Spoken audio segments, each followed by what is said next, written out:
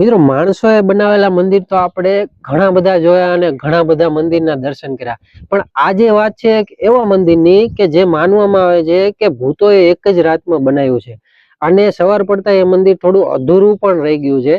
તો ચાલો આપણે મંદિરના દર્શન કરીએ અને જોઈએ કે મંદિર કેવું છે. અહીંયા ગેટની અંદર ઘરતા જ આપણને એક વિશાળ જગ્યા જોવા મળે અને વિશાળ જગ્યામાં સામે સામે બે મંદિર જોવા મળે છે.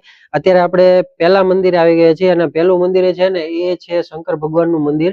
અહીંયા એક સરસ મજાની શિવલિંગ છે અને સરસ મજાની કહેવાય ને એટલી બધી શાંત વાતાવરણ છે ને કે આમ અવાજ જરાય નથી આવતો.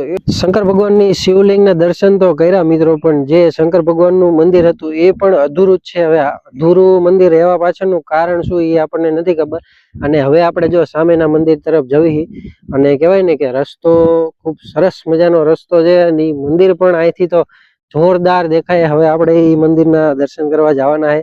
એ મંદિર કેવું છે અને શું છે, આગળ શું શું છે એ તમે વિડીયોમાં બની રહેજો. આપણે બધું જ વિડીયોમાં તમને બતાવશું. આ છે નવલખો મંદિર અને કહેવાય ને કે આ મંદિરની અંદર ઘરતા જ તે તમને શરૂઆતમાં પહેલા તે ગણપતિજીની મૂર્તિના દર્શન થાય છે અને ત્યાંથી તમે અંદર આવો એટલે સરસ મજાનું આમ કહેવાય ને કે જોરદાર આ વાતાવરણ મળે છે અને આટલા બધા સ્તંભ અને એનું બાંધકામ અને એની જે કોતરણી છે એ ખરેખર તમારું મન મોહી લે એવી છે. તમારે 2-3 કલાક અહીંયા શાંતિથી બેવું હોય ને તો આ જગ્યા એકદમ બેસ્ટ જગ્યા છે. તમને એટલી બધી મનની શાંતિ મળશે ને કે ના પૂછો વાત. અને હવે અહીંથી તમે આગળ જાઓ ને તો આ છે ગર્ભગૃહ અને ગર્ભગૃહની અંદર આપણે જઈને જોઈ તો એક મહાકાળી માની મૂર્તિ અને મહાકાળી માનું સ્થાનક છે. જગ્યા તમે જુઓ કે આમ એકદમ હેરિટેજ સાઇટ હોય ને કે લગભગ ઘણા બધા વર્ષો જૂનું બાંધકામ હોય ને એવું બધું બાંધકામ તમને જોવા મળશે.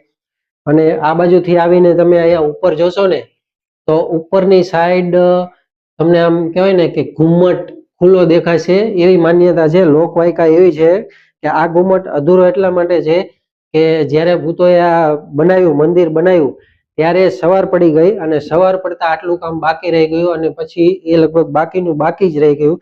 પછી એ કામ પૂરું નથી થયું એવી માન્યતા છે અને એવું બધા લોકો માને છે. અને ઉપર છે ને ઉપર કંઈક ગુફા જેવું પણ છે. તો હવે અહીંયા આપણે અત્યારે જશું નહીં, તમને કેમેરામાં હું બતાવી દઈશ કે ગુફા ક્યાં છે, શું ગુફા છે એ તમને કેમેરામાં અહીંથી દેખાશે.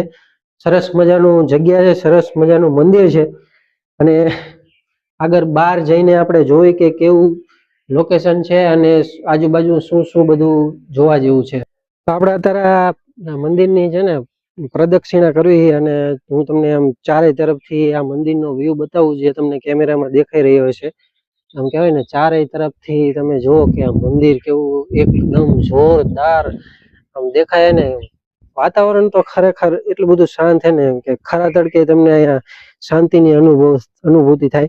પણ મિત્રો મેં એને એક વસ્તુ અહીંયા જોઈ કે જેટલી તમને મૂર્તિ દેખાય ને જેટલી આ મંદિરમાં લગભગ એવું કહેવામાં આવે છે કે 9 લાખ જેટલી મૂર્તિ છે.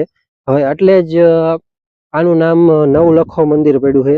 હવે સાચું શું અને ખોટું શું એ આપણને નથી ખબર, પણ મેં એક વસ્તુ માર્ક કરી કે જેટલી મૂર્તિ અહીંયા મને દેખાય ને તમે જોવો કે જેટલી મૂર્તિ છે ને એ બધી જ ખંડિત મૂર્તિ છે. એકેય મૂર્તિ તમને હાજી નહીં દેખાય, એકેય એમ વ્યવસ્થિત સીધી નહીં દેખાય. આ મંદિરની ફરતે ફરતે તમને જેટલી મૂર્તિ તમે જોશો ને એ બધી જ મૂર્તિ ખંડિત છે. પણ ખરેખર ખંડિત મૂર્તિ હોવા છતાં પણ આજે મંદિરનો તમે લુક જે જોવો છો એ ખરેખર અહીંયા રૂબરૂ જોવો ને અને કેમેરામાં જોવો એની કરતા તમે રૂબરૂ જોવો એટલે લાખ ગણાનો ફેર પડે. રૂબરૂ કહેવાય ને કે વસ્તુ આપણને એમ થાય કે ના રૂબરૂ જોઈ બાકી વિડીયોમાં તો બધા જ જોવે. રૂબરૂ ખરેખર અમે અનુભૂતિ કરવી ની એની વાત જ નથી થાય એવી. મિત્રો આ મંદિરના દર્શન કર્યા, સામસામે બે મંદિર હતા, મહાકાળી માનું મંદિર અને મહાદેવનું મંદિર, અને દર્શન કરવાની એટલી બધી મજા આવી. જગ્યા પણ એટલી બધી શાંત છે.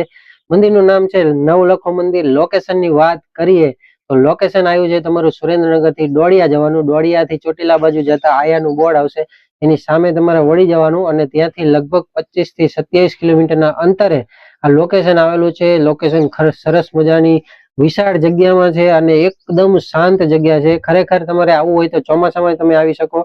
અમે તો અત્યારે ઉનાળામાં આવ્યા છીએ પણ ઉનાળામાં ખૂબ સરસ મજાનો અમને અનુભવ થયો.